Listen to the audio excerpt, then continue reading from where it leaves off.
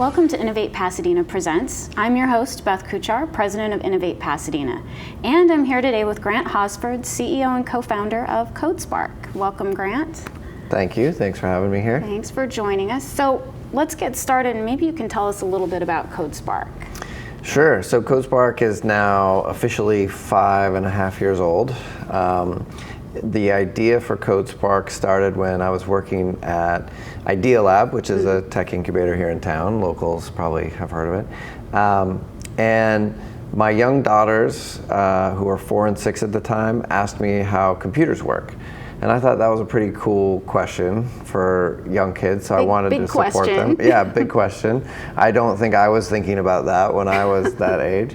I was thinking about, where I was going to get my next fudgesicle or something. But so anyway, I went looking for an ABCs of computer science, thinking that must exist, and it didn't. And that was really surprising to me, given that the world we live in is run by software. So I started researching, how young is too young to teach kids about computer science. And it turns out there's research from Tufts and MIT that shows you can teach kids as young as 4 about all the logical thinking that's behind computer science. And so I got more and more invested in this idea and ended up finding an awesome co-founder, Joe Shockett, and we started the company in March of 2014. Wow. So talk a little bit about finding your co-founder.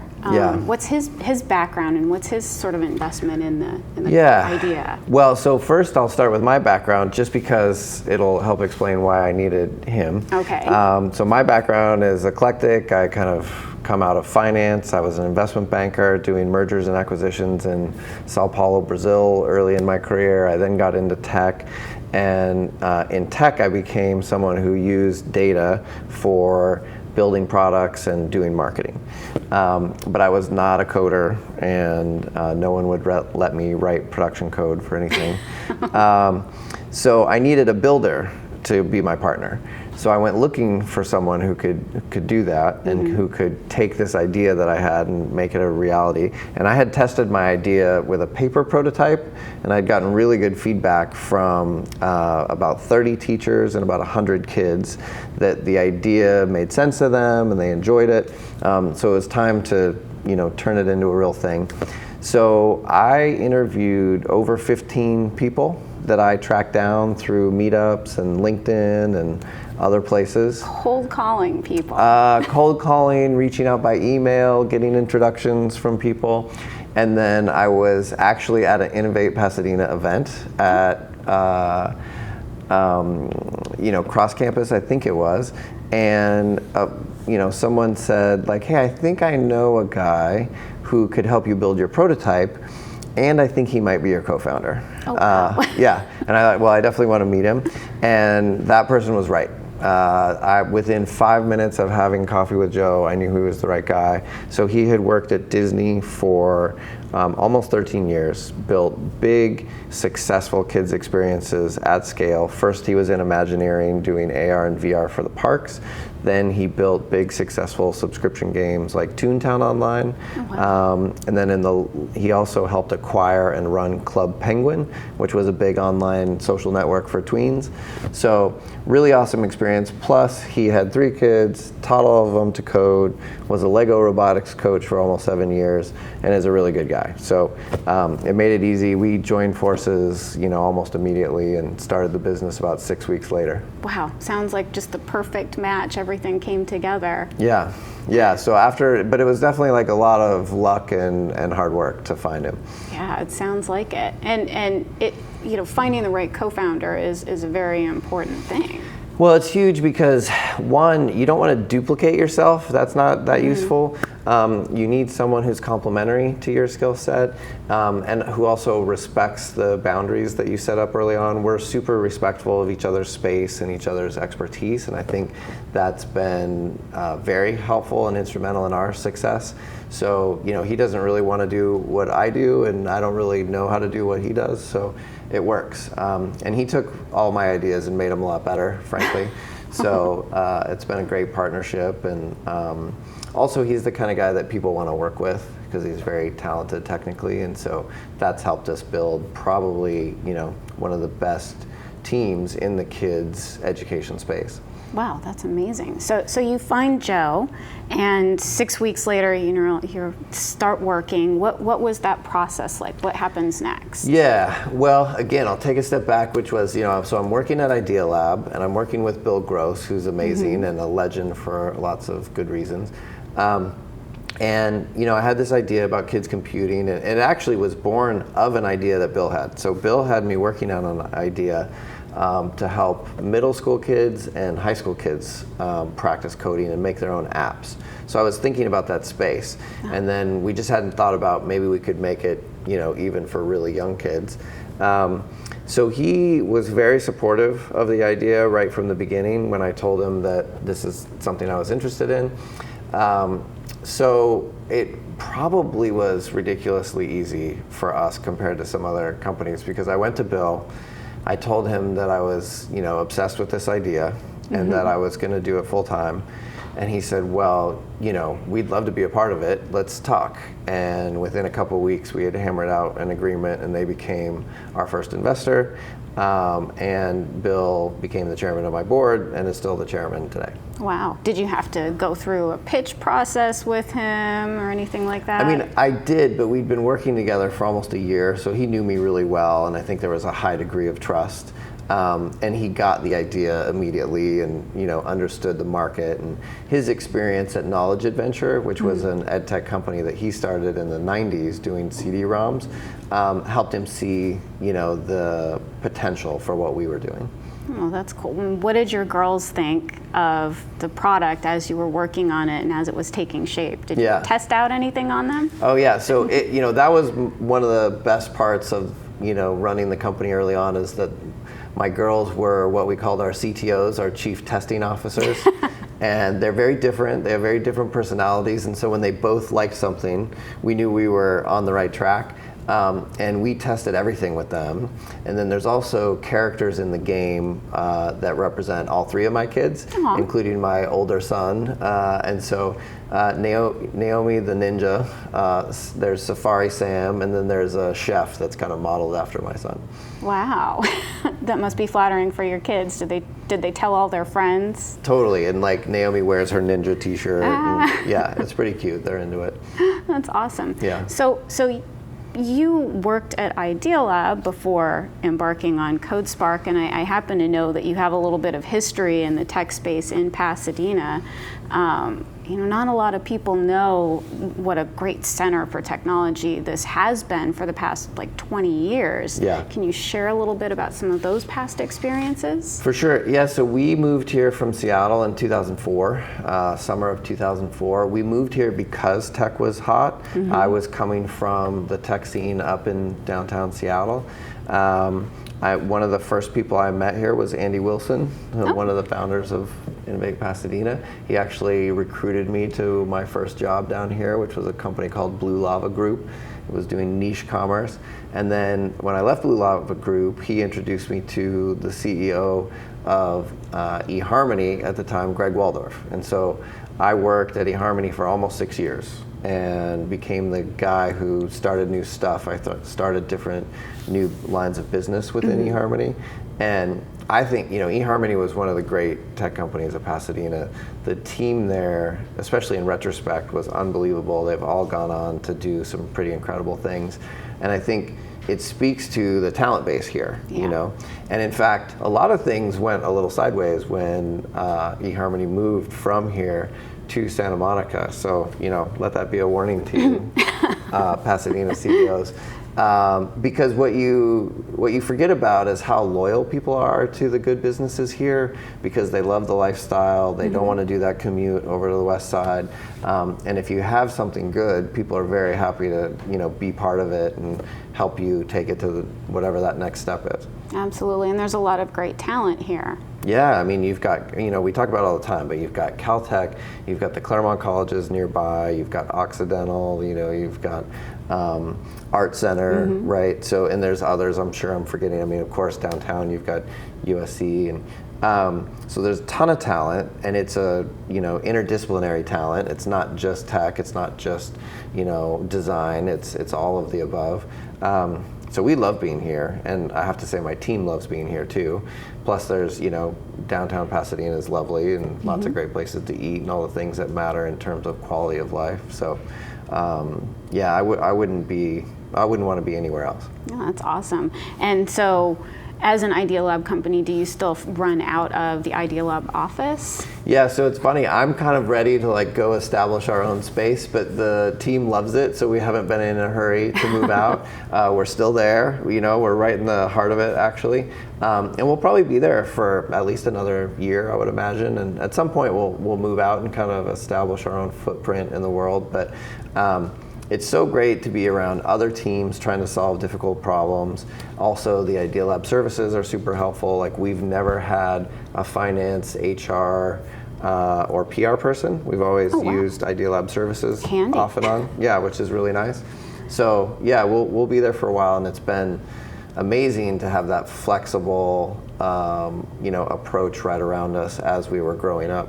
And it probably helps foster, building the business and really keeps you focused on what you're creating. It really does. And then there's little things that are super important. For example, we've been through multiple rounds of raising money, and the Idea Lab finance team has probably worked with 100 companies, maybe more, and so they've seen everything. They know all the gotchas, and their advice is very, very helpful, and they do it very naturally. Right? And it just takes a lot of stress out of what is inevitably a very stressful process. Absolutely. Well, I want to talk more about the process of fundraising and kind of going through that early stage. Sure. But we are going to take a brief break. Okay. And we'll return in a moment with Grant Hosford.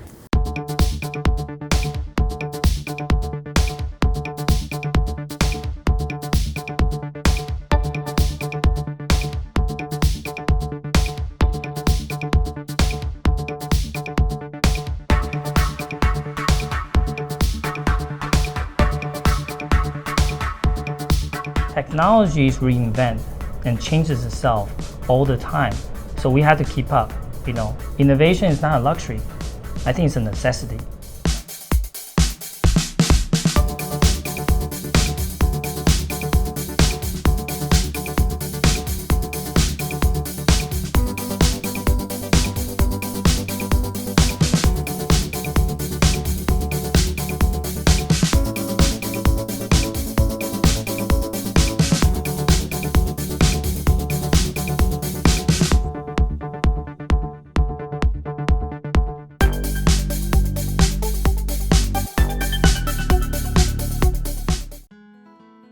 Hello, animal lovers. I'm Darlene Papa, Web Manager PR for Lifeline for Pets, your amazing no-kill animal rescue in Pasadena. We provide cageless care for homeless cats until a loving home can be found. Adopt, foster, or sponsor from us, and we'll make you a perfect match. We're proud to say that we've just been voted Reader's Choice Favorite Animal Charity. Sweet or shy, kitten, adult, senior, or special needs, we have them all. Visit us at lifelineforpets.org and also see us at the Pasadena PetSmart on Foothill Boulevard most Sunday afternoons. Thank you from the bottom of our hearts and paws. Welcome back. I'm here with Grant Hosford, and we were talking about early stage fundraising, which is a daunting experience. Always. So we, just to give some perspective on what we've been through an actual accelerator where I went up to San Francisco twice, once a week for 2 days for 16 weeks. We raised some money that way. Wow. We have raised money through an angel list syndicate. We've done 3 rounds of formal financing. We've won 3 different government grants. And we've done a virtual accelerator. So we have literally tried and done all the things. You've run the gamut. And that's part of the hustle, right? It is you find places that want to help companies that are doing what you're doing, and you do your best to get involved involved with that group, if it makes sense. So, and all of those things have been valuable to us. We've raised a total of $5.5 million. That doesn't include grants. So grants are separate from that. We've raised through grants another like $1.5 million. Okay. And so we have 2 grants right now. One is super cool. It's helping us build out a new feature of the app where kids get to do some storytelling. And I'll show you this one thing really quick, and then we'll go back to funding. But so in this, you can bring almost like a comic strip to life, and you can program every little character in the scene. And if I hit play here, for example, you can see, you know, her talk. You can see him chase the wolf out of the scene. That's actually our director of education. And kids have a ton of fun with this, both at home and in the classroom. And so our platform is free for public schools. And then if kids want to use it at home, there is a subscription, and that's how we keep the lights on. And so we work with schools all over the country. We actually have over 60,000 teachers using our program, which is called codeSpark Academy. And we have probably close to 2 million students every month who use it. So back to fundraising, because I know that's a hot topic. You know, so the rounds that we've done is we started with a seed round. Idea Lab put in some money early on, and one of the most important things that happened to us early on was I pitched 20 investors when we had basically just a pitch deck. Like, we hadn't written a line of code. We had one piece of concept art. Oh wow! And then your paper prototypes. And paper prototype and the story basically. I pitched 20 investors on the nose. 18 said no. 1 said yes, for when was going to invest $25,000. 1 said maybe. The one who said yes never wrote us a check. And the one who said maybe was an investor up in the Valley named Mitch Kapoor, who he founded Lotus Software. And Caper Capital is one of the most active investors up in the Valley. He told me, hey, you know what, this is interesting. If you build the prototype the way you say you're going to build it, and you build it in the time you say you're going to build it in, which we were pitching him in June. We said we were going to have it in September. He said, I'll invest, right? And so we delivered that prototype in September. Wow. He loved it. He wrote us a check in December of that year. So it still took another 4 months to get the deal done. But when he got involved, it was a huge positive for us, because he's the kind of investor that other investors pay attention to. And so we had people saying like, oh, Mitch invested? Okay, this is interesting. If he thinks it's good, now I'm going to take a second look. Yeah, so one of the biggest things we learned from that process was even though you feel like you're in this state of chaos and that maybe you should just get checks from wherever you can, every stage builds on the next stage, or is kind of the foundation for the next stage. Right? And so by frankly getting a little bit lucky and getting Mitch involved early, it made later stages easier, and probably made it so that we could connect with higher quality investors than we would have been able to otherwise. And then the other part of the kind of art of fundraising is making sure that you get the valuation right early on. And the biggest mistake I see young entrepreneurs doing is trying to overvalue their early stage startup because they're worried about dilution, when the reality is you should be worried about your company never making it, because most companies go out of business way before dilution is an issue. That's a high class problem. And so really what you want to do is set each round of funding up for success, and that means the valuation needs to go up each time. And if the valuation's too high too early, you kind of run out of room right away, right? So anyways, those were 2 of the early lessons that, we got a little bit lucky with, and we spent a lot of time researching. Right, so get the right investors, because that can help open doors. And do you have any advice as far as getting your valuation right?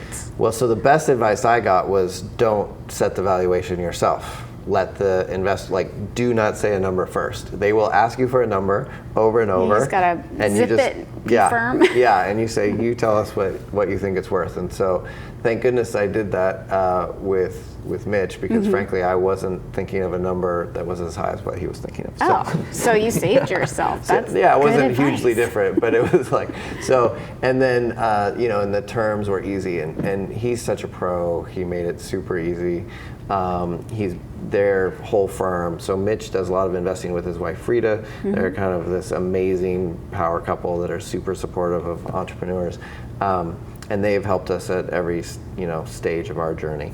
Wow. So you mentioned this is in schools and you've gotten some government grants to assist with that and make it free for the kids in schools to use. Was that an early part of your business model, or did that develop later on? No, so it was an early part of the model, and to be specific about the grants, so we made the product free before we ever got a grant. The reason we won the grant is because we're doing interesting work in computer science, which is a hot topic right now. And there's a government program that entrepreneurs should know about called SBIR, Small Business Innovation Research. What is super cool about the SBIR program, and multiple branches of government have this program, so Department of Ed, NSF, National Science Foundation have it, is the government expects you to commercialize whatever you work on under the grant. So it's not like a pure research thing, and they don't expect to own part of your company or anything weird like that afterwards, which some grants do come with a lot of strings. So it's been really helpful to us. With our model, we knew that we wanted to reach as many kids as possible with high quality computer science education, and we knew the only way to do that at scale was through public schools.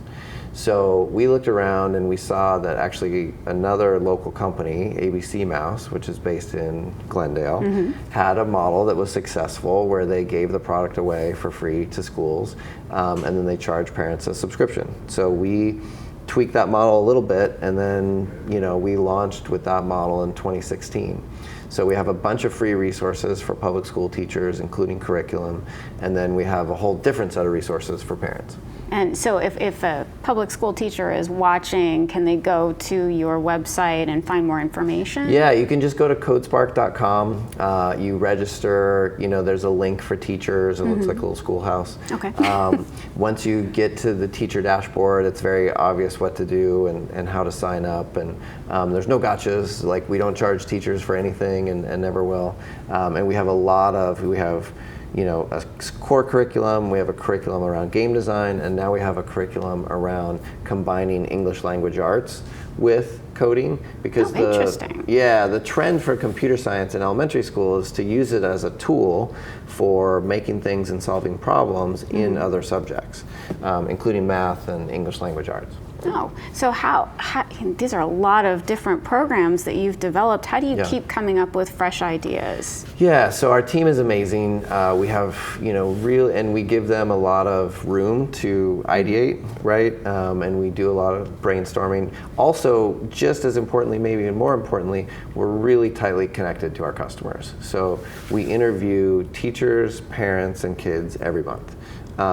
We do a ton of work with kids in person, both in our studio and then through local public schools that we have relationships with. And then we have a network of over 200 teachers that give us feedback roughly every 6 to 8 weeks. And they're also our testers of any new content. So we're pretty obsessed with customer feedback, and that's been a huge source of both ideas and quality assurance, so that's it mainly, and then the team, is really good at pulling all that information together, distilling it, and figuring out where the next, effort should go. And that's a common theme that you hear about very successful businesses, is that they're constantly listening and polling their customers and collecting that feedback and putting it to use. Yeah, the other part of our business that I think has contributed to that is we're obsessed with data and like A/B testing and multivariate testing, which is, if you haven't heard those terms, basically just presenting your customer with two choices, figuring out which choice most of the customers like, and then incorporating that into the product.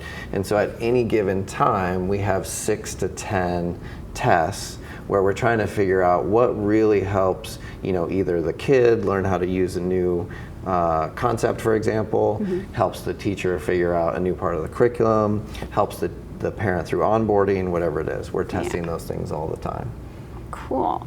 So what new developments are on the horizon, or is there anything new that's happening right now with CodeSpark? Yeah, well, we have a few fun things. Like, there's a big event in December called Hour of Code that we're part of, where kids all around the world try coding for the first time. And it's last year, 100 million kids participated globally. That's a lot of kids. It's a lot of kids. So we're a big part of that, and we have a partnership with Peanuts. And so we've created this player versus player game where you have woodstocks in a snowball fight, and they battle it out. But you have to the twist is you program them for the battle. And so this is roughly for kids in like 2nd grade through 5th grade. And it's, the early testing looks like it's super popular. So we're launching that with support from Peanuts. We also are working for the first time with Girl Scouts this year. So over the summer, we announced the launch of 9 new merit badges. So Daisies, Brownies, and Juniors all now have 3 coding merit badges that we design. We also have like a special plan for Girl Scouts, so they can buy CodeSpark Academy at a discount if they want to own it and keep going after they're done with their merit badge. And then we're going to do a big push for girls to earn those merit badges in November and December during Hour of Code. So those are big things that we're thinking a lot about right now. And full circle from your 4-year-old and 6-year-old girls saying how do computers work to now Girl Scouts giving badges for learning how to code. Yeah, so one thing we're super proud of in terms of where we've ended up with CodeSpark is that there's more girls coding on CodeSpark than any other platform in the world, and 54% of total users are girls. And so that's super exciting because we feel like we're helping create this new generation of problem solvers who will then go on to get into STEM and do great things as adults.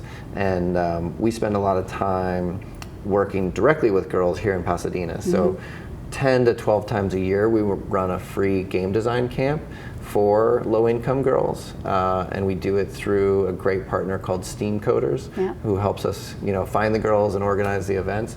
So we love that work. We get a lot of great feedback from it, and then the team loves running it because the girls are just so excited to get creative with code. That is amazing. Well, thank you so much for sharing your story with us and for coming to chat with us today. And we hope that you enjoyed our discussion today. And remember, stay innovative.